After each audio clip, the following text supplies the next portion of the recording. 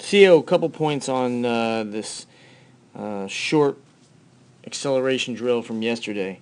I like a lot of it.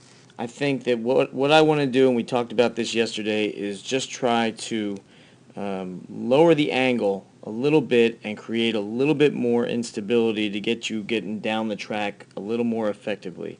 And I think on a later drill, we got effective at fixing something here with the little hurdle behind your foot. But this illustrates one quick thing, and that is the swing on this first step is just a little bit high.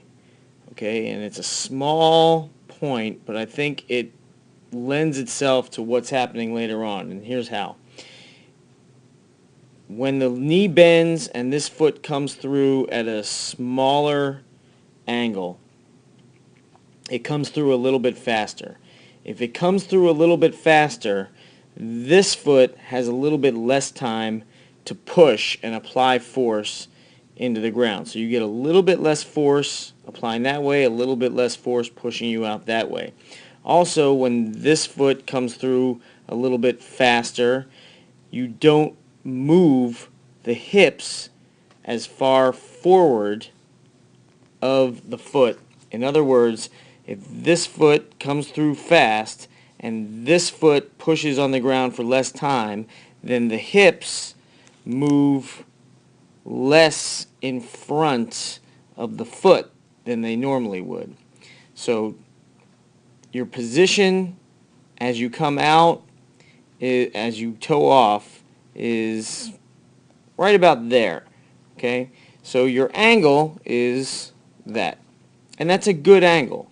But I think that if we have a little more time, your whole torso, your hips would displace a little bit more forward, and we could get the angle maybe down to that, which would be a little more effective, because the more you get to a point, the more you get the angle forward, the more you're pushing in that direction, and the less you're pushing yourself up. There's got to be a mix, and there's an optimal spot, but you definitely want it to be a little bit more forward than you want it up, and that's what we were working on. After that point, however, I really like what you're doing here.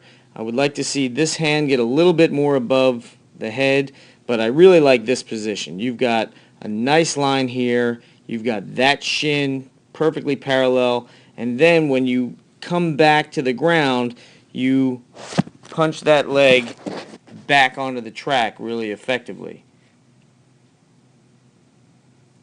And I'm not really worried. These tapes are just sort of a little bit arbitrary, but you work a nice backward motion into the track. You're not stepping out or straight down. You've got a nice angle on this shin when you hit the ground. I really like that.